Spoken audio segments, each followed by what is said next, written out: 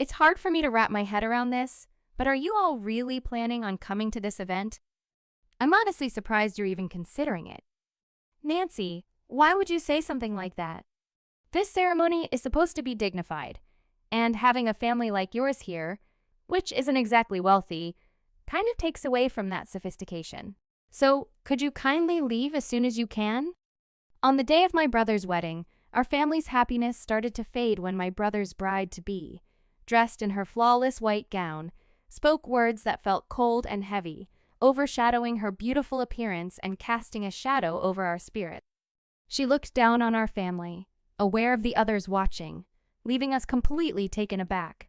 It seemed she believed our simple presence lowered the prestige of her world. Her baseless insults were directed only at us, showing a clear disdain for our family. Yet in response to this unjust treatment, only our dad burst into laughter, as if to lighten the mood. "Hey, what an interesting situation," Dad said, his laughter surprising everyone around and bringing a moment of silence to the crowd. "I'm Karen, 22 years old, living a pretty normal life. I graduated from an average university and now work as an admin at a reputable company. Ordinary is probably the best word to describe my journey so far. My dad, on the other hand, is a renowned figure in neurology. After years at a university hospital, he started his own clinic. Now semi-retired, he focuses fully on brain research. The clinic is currently managed by a protege of his. My parents and friends often ask why I didn't follow in the medical footsteps. They expect a lot from me, but I always say the same thing. The responsibility of dealing with life and death is too much for me. I want to make a difference and help people, but that doesn't mean I'm ready to take on the noble role of a doctor." My brother James, however, chose differently. 3 years my senior, he's always been academically brilliant and got into a prestigious medical school directly. He's also quite handsome, which makes him popular. But his academic and social success seems to have changed him, especially after a certain point. Back when I was in high school, my brother's social life took off after he got into medical school. His dates became the talk of the town, and his trips home grew few and far between. Though he was supposedly immersed in university life, his social media painted a different picture, one where he was often seen enjoying the company of various women. This pattern didn't escape our father's notice, and it sparked a family argument when my brother dropped by home after weeks away. During this rare visit, my dad confronted him, visibly upset. "James, can you explain what exactly you're doing with your time at university?" James, ever the casual one, shrugged it off. "What's the big deal, Dad? I'm passing my classes and doing fine with my grades." But Dad wasn't having any of it. "It's not just about grades," he said sternly. "Being a doctor is more than that. You need to be able to understand and share the feelings of your patients." James, impatient, replied, That's such a hassle. Nowadays, if you're skilled, you can be anything. Can we not stick to these old-fashioned ideas?" Dad was taken aback and deeply upset by his response. James grew more defiant. "I can't stand this oppressive vibe. Please, just stop interfering in my life, Dad." During these exchanges, my brother boldly stated his views, not sparing me either. He made it clear he thought little of me, saying things like, "You're nowhere near my level. Clumsy as you are, you're lucky to have a brother like me." Every time he visited, he'd throw insults my way. Growing up, I'd always measured myself against him, which left me unable to stand up for myself. Despite finishing his medical studies, my brother hit a roadblock. He passed the national exam but couldn't land a job at any healthcare facility. He was confident in his abilities and even applied to 2 top university hospitals, only to be rejected by both. It turned out the issue was his attitude during the interviews. We learned what really happened through some of my dad's friends at those hospitals. Despite his qualifications, his lack of experience and, more importantly, his demeanor in those interviews seemed to be the deal breakers.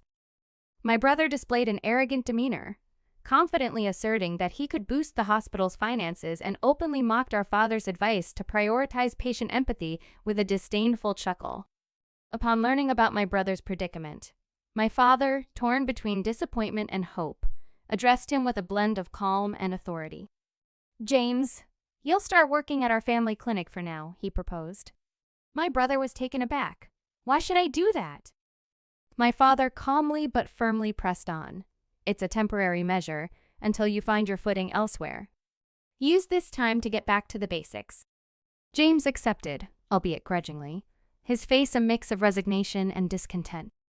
His attitude toward our family was unmistakably filled with resentment. Yet, in his confusion and frustration, he was embraced by our father, who offered him a chance to start anew. Whether motivated by paternal love, professional ethics, or another reason, my father hoped James would evolve into a compassionate doctor. Despite this, James showed no signs of wanting to meet those expectations. Now employed at our father's clinic, patient grievances about him are frequent, and rumors of his poor conduct spread widely. Instead of improving, James's egocentric behavior has intensified within the clinic. He boasts about eventually succeeding our father as the clinic's director, causing unease among everyone. We're left to hope that, eventually, my father's sincere wishes will resonate with James. In the midst of this, James brought home a surprising guest to introduce to us as his fiancée A. "This is my fiancée A," he announced with assurance. We were rendered speechless by the abruptness of the introduction. While his fiancée A appeared sophisticated and well-mannered at first glance, there was something off about her demeanor and smile that made me uneasy. The way she looked at our family with a subtly arrogant smile raised questions and discomfort within me. I couldn't help but wonder what lay behind that unsettling presence.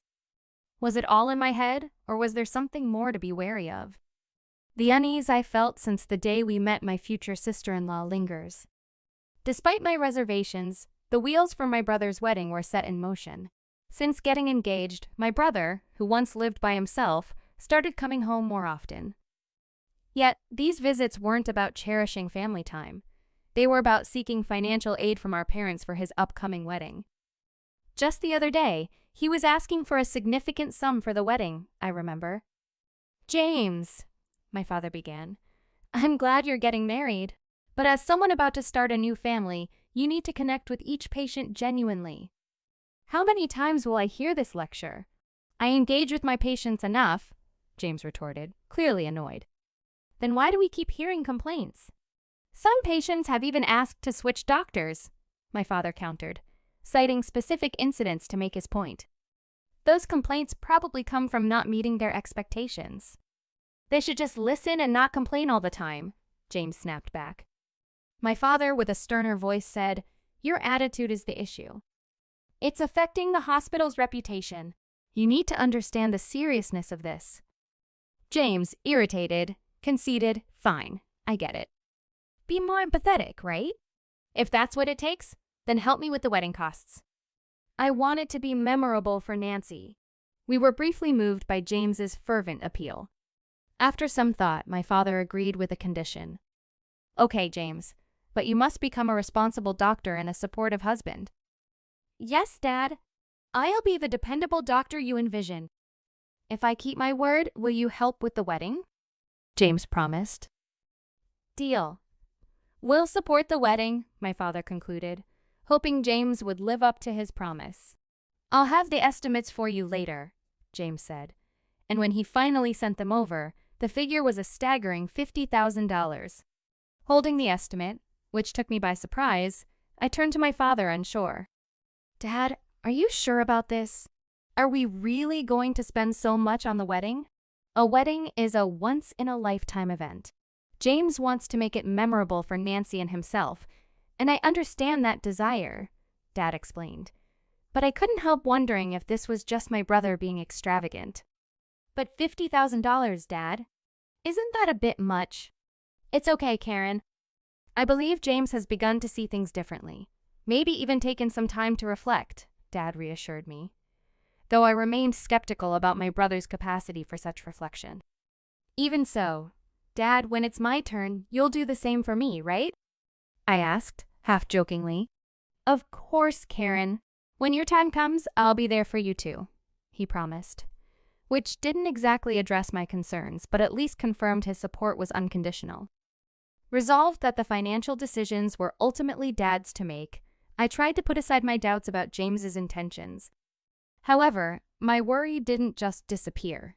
On a day off, as I was enjoying some shopping in the city center, I unexpectedly bumped into James and Nancy. They greeted me with smiles that seemed to carry a hidden agenda. "Look who it is, Karen. Long time no see. You're coming to the wedding next month, right?"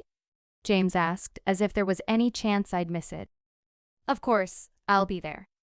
"I wouldn't miss it for the world," I replied, though the enthusiasm wasn't mutual. "Just make sure you bring a nice gift, okay?" James added, setting an awkward tone. Nancy then chimed in. "Karen, have you thought about how much you're going to give for the wedding gift?" I hesitated. "Well, I've looked up what's usual. If it's less than $3,500, you might want to think again," she suggested, catching me completely off guard. "Is that normal?" I asked, puzzled by such an expectation. "It's only common sense, right? Especially for family," Nancy insisted, leaving me flabbergasted. This was the first I'd heard of such common sense, and it left me wondering where these expectations were coming from. Understanding the usual range for a wedding gift from siblings to be around $800 to $12, I had initially decided to generously contribute $2,000 to steer clear of any potential friction. Yet, being confronted with such a staggering and unexpected demand from Nancy left me dumbfounded. The audacity to suggest a gift of at least $3,500 was something I couldn't fathom. What assumptions were they operating under to demand such a significant amount, especially from someone not directly involved in the wedding? This incident only intensified the uneasy feelings I had harbored since our first encounter, painting my future sister-in-law as someone who might prove challenging to get along with. After processing the shock, I discussed this development with my parents back home. To my surprise, they maintained a composed stance and concurred that $2,000 was a fitting sum for a wedding gift. Despite my reluctance to bend to Nancy's unrealistic expectations, I agreed to proceed with the original amount I had in mind, believing it to be a judicious choice under the circumstances. With mixed feelings of duty and anticipation, coupled with ongoing reservations about my brother's choices, I attended his wedding. Dressed in an elegant green ensemble, I allowed the celebratory ambiance, with its vibrant decorations and sumptuous banquet, to momentarily distract me from my concerns. The ceremony was beautiful, transporting us through time with its splendor. However, the time for photos brought an unwelcome jolt back to reality. As Nancy and my brother approached our table, her smile carried an unmistakable tinge of contempt. "Oh, just showing up like usual, huh? Having a poor family here really drags down the whole events class. Maybe you could leave a bit early?" she suggested with a sneer. Her words were like a slap in the face, igniting a fury in me I hadn't known before. The notion of being labeled as a poor family was absurd and utterly reprehensible. Not just IE, but our parents too were taken aback, rendered speechless by such blatant disrespect. My brother's reaction, a hearty laugh, only added insult to injury, leaving me staring at him, bewildered and demanding an explanation for such inexcusable behavior. My voice shook as I confronted my brother. "Wait, how can you just stand there? Why would Nancy say something so terrible?" I demanded an explanation, puzzled and hurt. James's response was filled with a smug arrogance. "Because it's true. You're looking at the winner here. I'm on my way to becoming the head of the clinic, a real success in life," he boasted, his laughter ringing with contempt. It was as if he was announcing his victory to us, the so-called losers, completely oblivious to the fact that his position was largely thanks to our father's support. Our family was stunned into silence, but Nancy wasn't finished. "When will you stop groveling to James? Relying on your child's success? How pathetic," Nancy sneered, turning her mockery towards me. "You work at some low-tier company, don't you? And a wedding gift of just $2,000? How laughable!" I tried to defend myself, but her words cut deep. It's just that I began, but she continued her relentless critique, insinuating that we were all trying to ride on my brother's coattails because he was destined to be the next clinic director. "Next clinic director?" I echoed in disbelief. "Yes, exactly. "James is the chosen one," Nancy said, as if this was the most obvious thing in the world. Standing beside her, James wore a look of satisfaction, as if everything Nancy said was an indisputable truth. According to Nancy, our family was financially struggling, a narrative my brother seemed to have shared, painting himself as the clinic's future leader, a claim that was news to everyone, including the current director. The mood among the guests shifted uncomfortably at these revelations.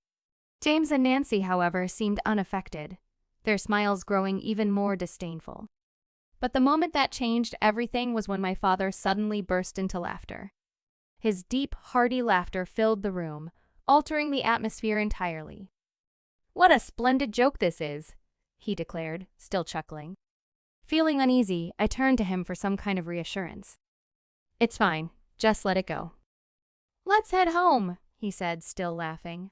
His laughter somehow made it easier to breathe, reminding us that the value of our family couldn't be diminished by such baseless arrogance. I stood there, shocked, as my father announced we were leaving the wedding early. "We're not welcome here, just seen as a poor family to mock," he said with a resignation that took me by surprise. I wanted to protest, to argue that we shouldn't let their words drive us away, but my father was already moving towards the exit. Meanwhile, my brother and his wife seemed almost eager to see us leave. Then, turning to James with a serene composure, my father said, "I'm not sure why you feel the need to pretend, but you should keep your ego in check." James, taken aback, responded, "What do you mean, Dad?" "I'm not pretending anything." "Is that so?" My father continued then, "As the next director, you should be able to demonstrate your abilities elsewhere, not just rely on this hospital." He then discreetly spoke to the current director, who nodded in agreement with whatever was being discussed. "Now leave this place.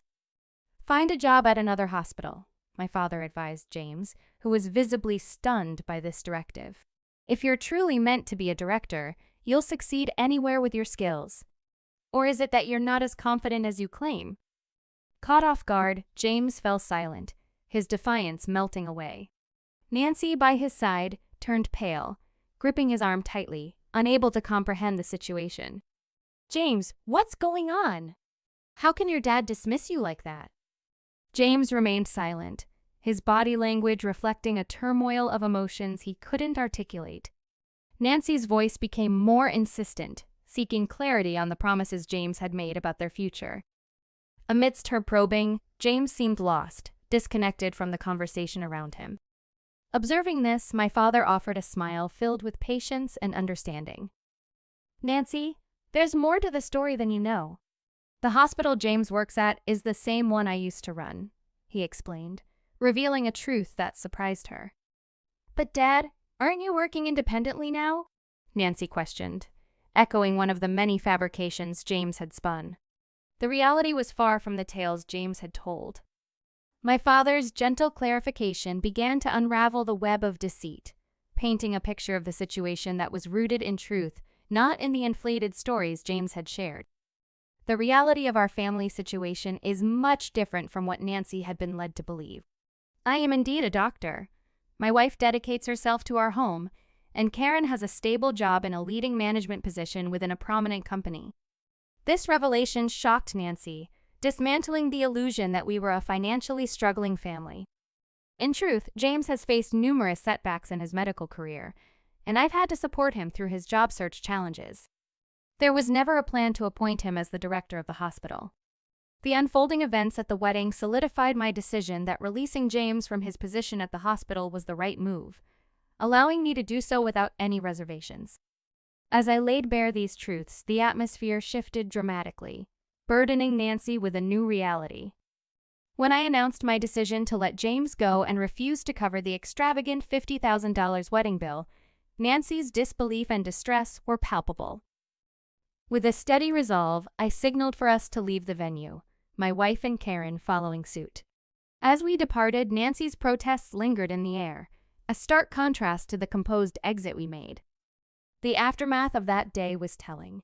The wedding ceremony was ultimately called off. The guests dispersed, and the anticipated funds to cover the wedding expenses were not realized, placing a heavy financial burden on James and Nancy. Both found themselves jobless, with Nancy having quit her job in expectation of a more comfortable life, and James, despite being a doctor, struggling to secure stable employment. The financial strain forced them into debt as they scrambled to manage through part-time work, their hopes of securing positions in reputable hospitals growing dimmer. As for our family, we've moved past the incident, no longer engaging in conversations about my brother. My parents have shifted their focus away from his future, bringing back a sense of peace and contentment to our home. This experience has underscored a crucial lesson: no matter one's intellect or qualifications, without empathy and respect for others, acceptance in society remains elusive. I believe that being able to connect and communicate effectively with others is more crucial than having top-notch grades. This is something my fath Nancy Eyre has always emphasized, and it's a principle I hold dear. I'm dedicated to becoming someone who can really resonate with people on a personal level. Moving forward, I'm committed to putting even more effort into enhancing my ability to interact and build meaningful relationships with those around me.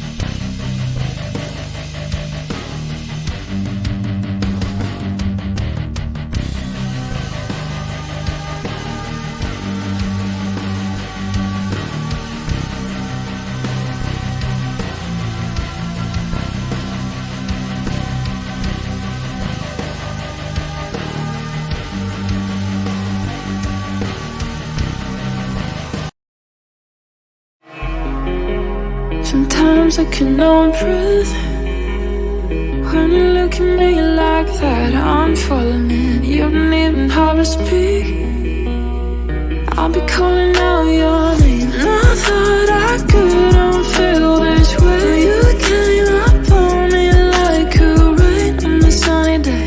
Now I don't feel the sun. I can't think.